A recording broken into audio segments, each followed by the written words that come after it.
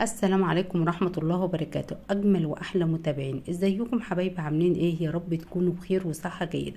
ان شاء الله النهاردة هنعمل ألذ فطاير محشية بالدجاج، اقتصادية وطعمها يجنن، بعجينة قطنية وخفيفة.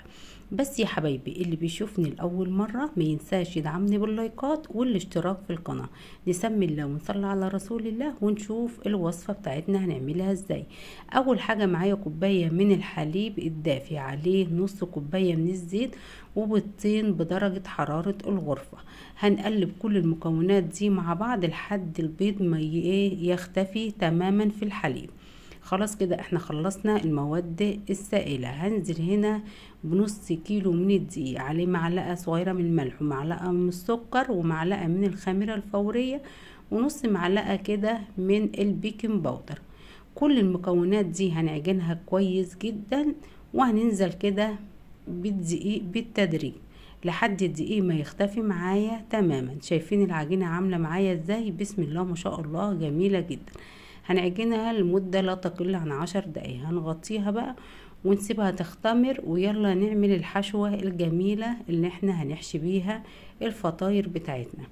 اول حاجة هنجيب طاسة على النار، هنزل بيها بقطع من الفراخ انا مقطعاها شرايح، وهنسيبها كده لحد ما تاخد لون من تحت، وبعديها هنقلب الفراخ بتاعتنا دي.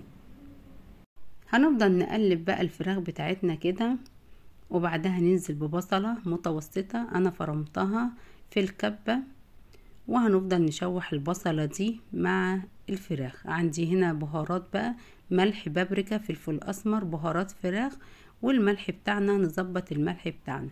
هنقلب بقى الفراخ مع التوابل وخلاص كده تاخد من طعم التوابل الجميلة. بعدها هنا عندي فلفل الوان، اي فلفل الوان متاح عندك حطيه، وهنقلب بقى كله كده لحد الفلفل بتاعنا ما يشوح مع الفراخ. واحنا عارفين الفراخ بتستوي بسرعة، ما بتاخدش وقت خالص. وخلاص كده الفلفل بتاعنا دبل معانا والفراخ استوت. يلا بقى خلاص، يلا نحطها في طبق. وهنا بقى عندي جبنة موتزاريلا، اي جبن عندك، ميكس جبن هاتيها. هنا العجينة بتاعتي اختمرت، بسم الله ما شاء الله. هنجيب الرخامة او مفرش سيليكون ونرش حبة من الدقيق، وهنبدأ نقطع الفطاير بتاعتنا بالطريقة دي، اكبر من حجم الليمونة كده بحاجة بسيطة. وهنبدأ نقطعهم كلهم، وبعديها هنفرد ونحط الفراخ بتاعتنا وعليها جبنة موتزاريلا، وهنقفلها كويس جدا علشان الخلطة دي ما تطلعش بره. هنفرد، شايفين العجينة بتفرد معايا بكل سهولة. هنحطها ونحط عليها الجبنة الموتزاريلا وهنقفلها على طول. الوصفة بتاعتنا ولا اسهل ولا ابسط من كده. وبعد ما خلصناها هنجيبها بقى نفردها ونحطها في مية، وهنبدأ هنا في الفيجيتار. الفيجيتار ده بيتباع عند العطارين او في السوبر ماركت. هنبدأ بقى نحط الكرات بتاعتنا في المية، وبعدين نحطها في نغلفها في الفيجيتار بتاعنا ده. وبعد ما خلصنا الكمية بتاعتنا، يلا بقى نجيب طاسة وفيها زيت غزير، وبعدها هنزل بالفطاير بتاعتنا في الزيت. والفطاير مش هتشرب زيت معايا. هنبدأ بقى نقلبها، اول ما تاخد لون هنقلبها على الناحية التانية. شايفين الفطاير عاملة ازاي؟ بسم الله ما شاء الله، جميلة جدا. تنفع بقى للمدارس وتنفع للرحلات والمصايف. اعمليها وهتطلع معاكي بسم الله ما شاء الله ناجحة جدا. وهنبدأ بقى بعد ما خدت اللون الذهبي الجميل ده، هنبدأ نطلعها على مناديل مطبخ، وهنخلص الكمية بتاعتنا كلها بالطريقة دي. هنبدأ بقى ننزل ونحمرها، اول ما تاخد لون ذهبي هنقلبها على الناحية التانية. ولازم تقفلي عليها كويس جدا عشان الحشوة بتاعتي ما تطلعش بره الفطاير. ويلا نطلعها بقى على المناديل. ايه رأيكم في الوصفة دي؟ وصفة بسم الله ما شاء الله جميلة. ولو عجبتكم الوصفة بتاعتنا ما تنسوش تدعموني باللايكات والاشتراك في القناة.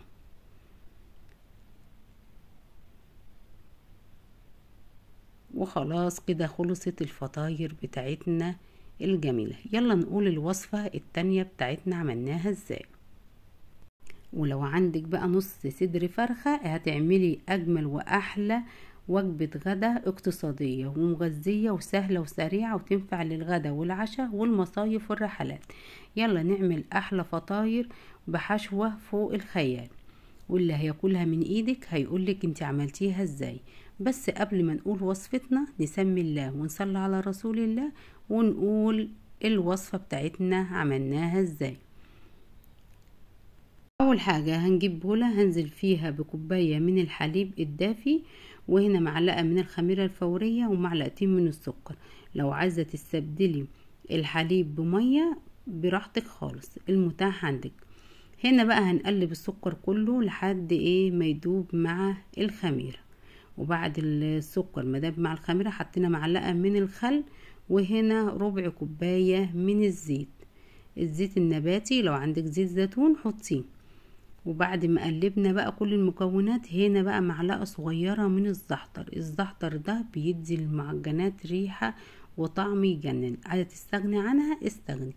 بعدين نزلت بنص كيلو من الدقيق متعدد الاستخدامات، عليها نص معلقة من الملح. وكل المكونات دي هنعجنها كويس جدا في مدة لا تقل عن 7 دقايق. انا هعجن لحد الدقيق بتاعي ما يختفي مع المواد السائلة، وهنعجن كويس جدا لحد ما العجينة بتاعتي هتبقى بالشكل ده. شايفين العجينة بسم الله ما شاء الله طرية وما بتلزقش وملمسها ناعم خالص. هنسيبها بقى تختمر لمدة نص ساعة، هتبقى بسم الله ما شاء الله اختمرت. خلاص كده العجينة بتاعتي اختمرت على مفرش سيليكون، وهنلفها رول بالطريقة دي وهنبدأ نقطعها.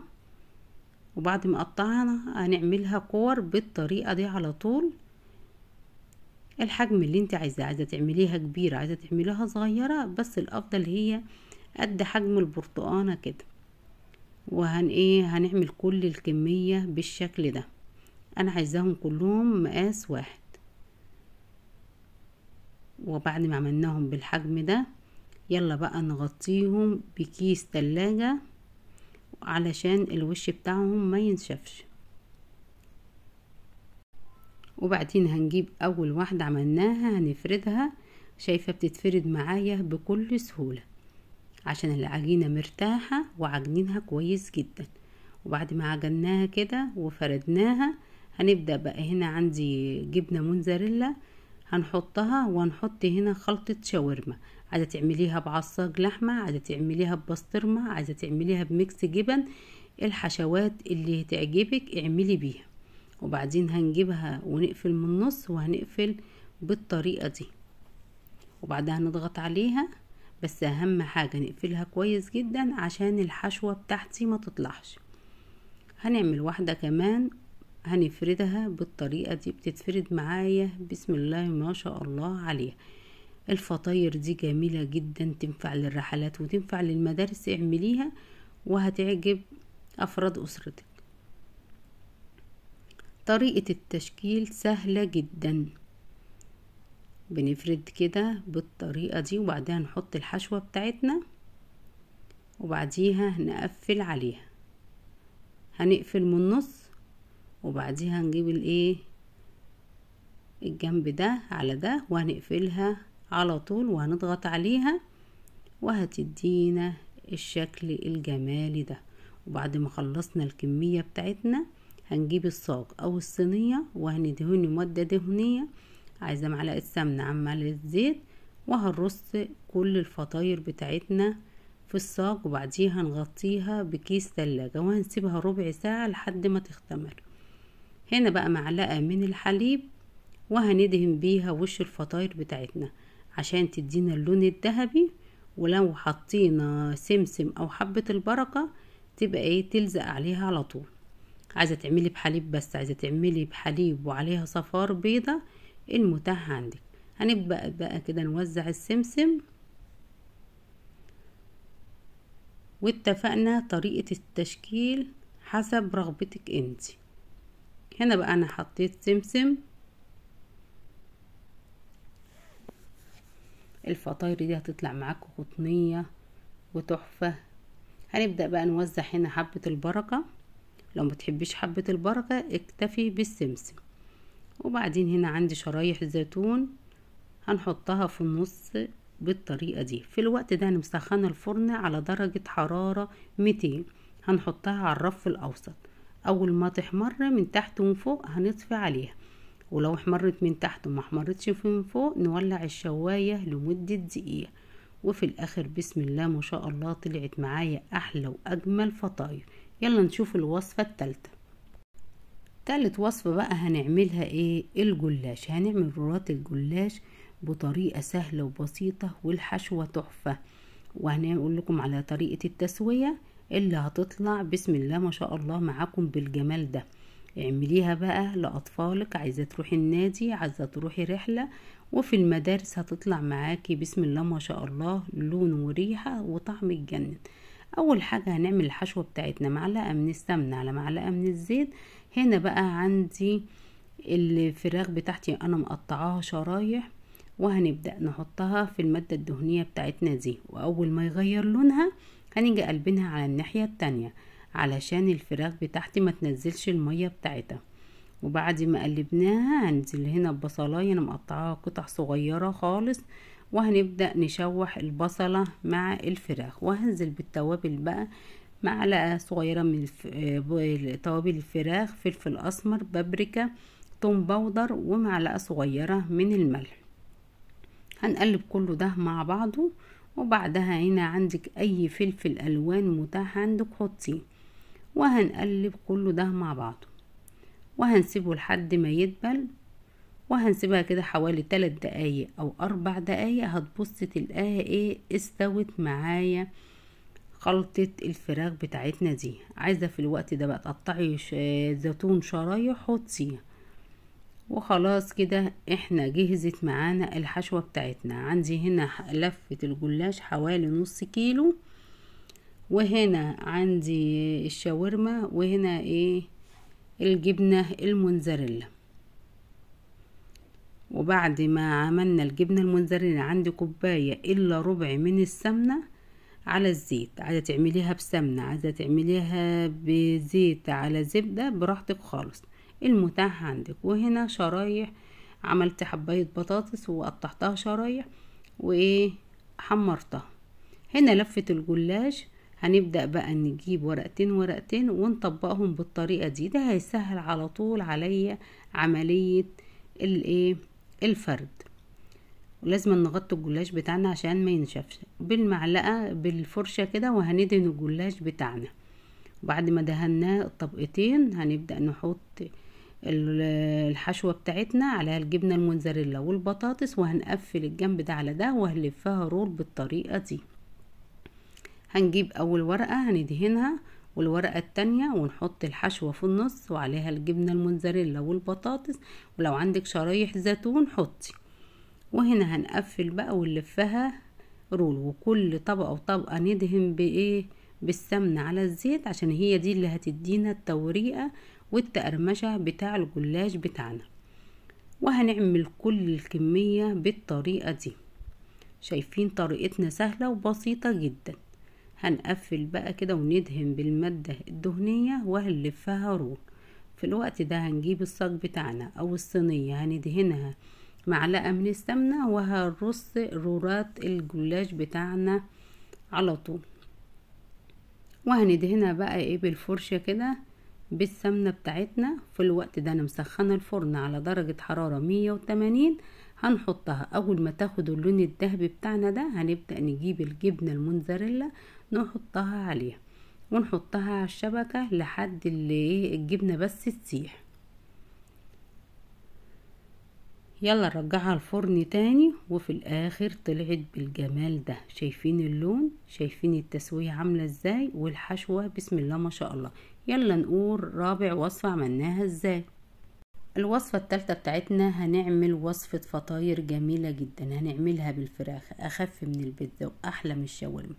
وهنعملها بطريقة سهلة وبسيطة جدا. المدارس على أبواب، اعمليها لأطفالك في المدرسة هينبهروا بيها. بس يا حبايبي اللي بيشوفني لأول مرة ما ينساش يدعمني باللايكات والاشتراك في القناة. وصلوا لي الفيديو ده لأكبر عدد من اللايكات.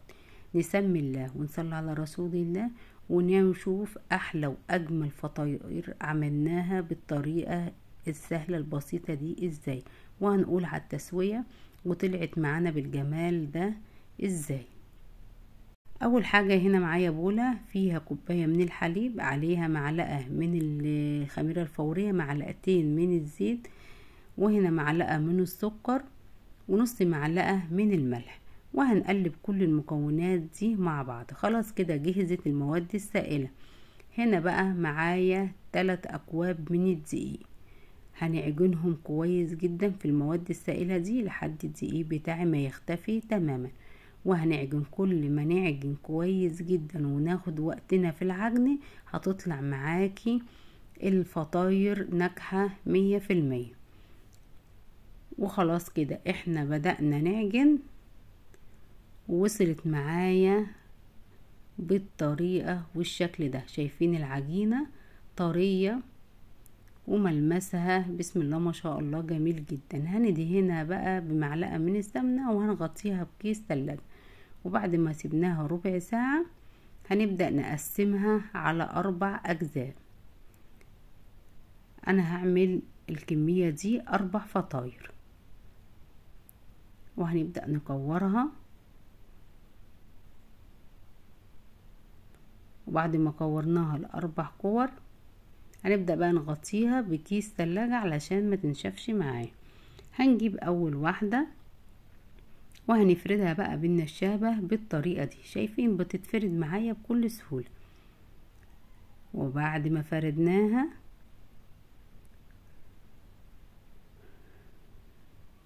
خلاص اتفردت معايا بالطريقة دي. انا عايزة السمك ده يعني اقل من نص سنتي كده، ولا ايه تخينة ولا رفيعة.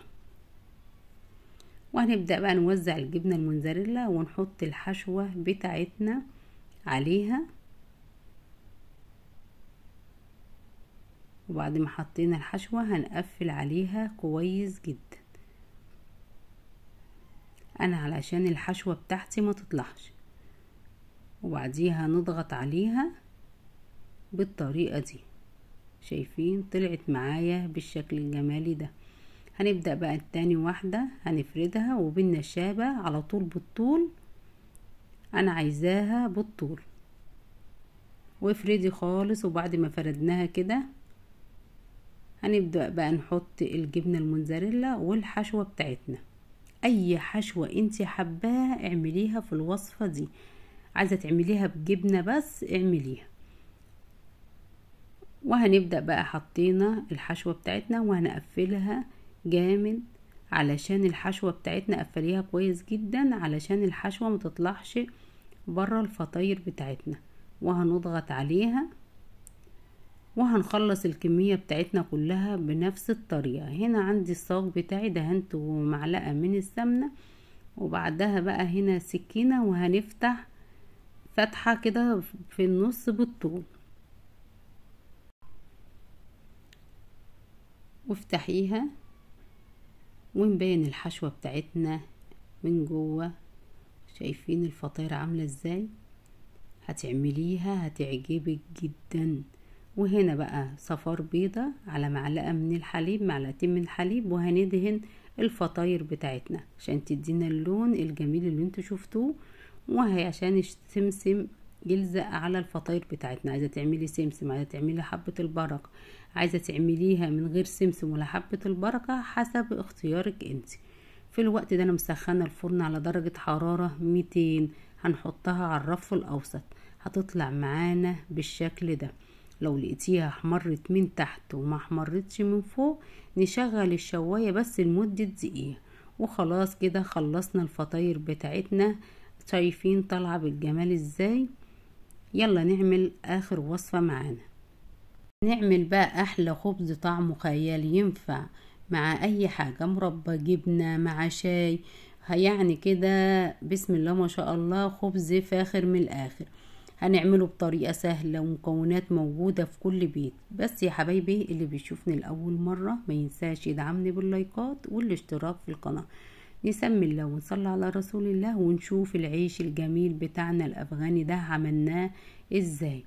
هيطلع معاكي باللون والطعم والريحة تجنن.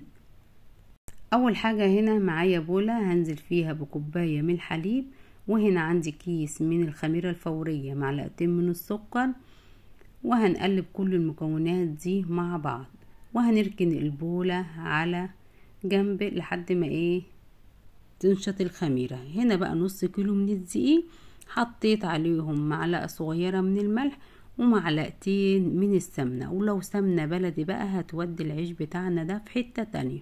هنغلف السمنة بالدقيق، وبعد ما غلفنا السمنة بالدقيق هنجيب بقى الحليب بتاعنا والخميرة وهنعجن كويس جدا. وفي المرحلة دي بقى اعجني، ولو حبيتي لو لقيتيها عايزة مية حطي لها مية دافية، عايزة تحطي لها حليب براحتك خالص. شايفين العجينة عاملة ازاي؟ خلاص كده نحطها في البولة وهندينها بمعلقة كده من الزيت وهنسيبها تختمر. وخلاص كده العيش بتاعنا اختمر وخد راحته خالص. هنبدأ نجيب صاج هندهنه مادة دهنية، وهنبدأ انا في الصاج ده هعمل 6 بنفس الحجم اللي انتوا شايفينه ده، اكبر من البرتقانة شوية. عايزة تصغريه اصغر من كده براحتك، عايزة تكبريه براحتك خالص. انا هنا عملت 6 في الصاج بعد ما دهنته معلقة من السمنة، وهنسيبهم هنا كده في الصاج لمدة 5 دقايق. وهنجيب الاتنين دول عند الصواني بتاع البسبوسة، دهنتها برضو معلقة من السمنة وقسمتها على 2.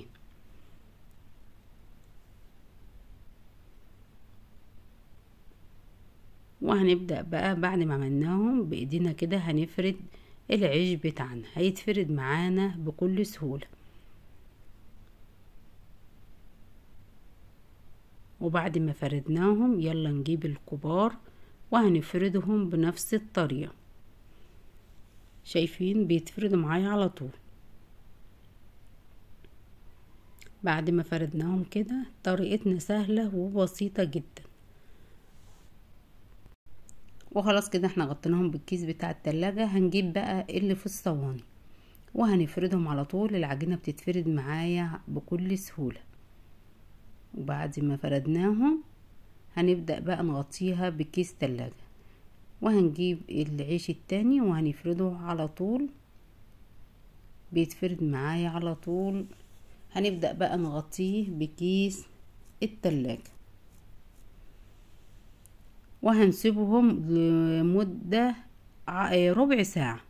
في الوقت اللي انا بعمل فيه الحركة دي بصوابعنا في العيش، انا في الوقت ده انا مسخنة الفرن على درجة حرارة 200. وبعد ما عملناهم بصوابعنا وعملنا الحركة دي في العيش، هنا بقى عندي حليب هندهن بالفرشة وش العيش بتاعنا، هو ده اللي هيدينا اللون الذهبي الجميل. وهنبدأ بقى نوزع حبة البركة وسمسم.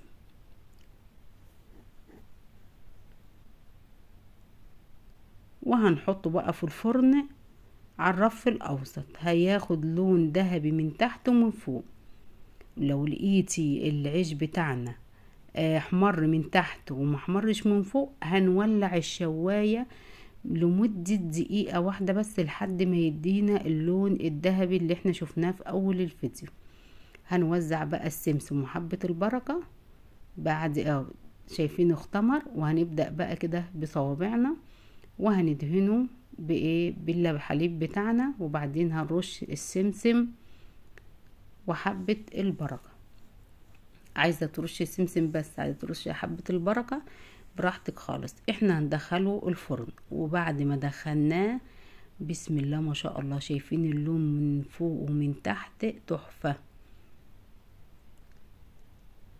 هو خد لون معايا من تحت وانا شغلت عليه الشواية لمدة دقيقة بس، خد اللون الذهبي الجميل ده.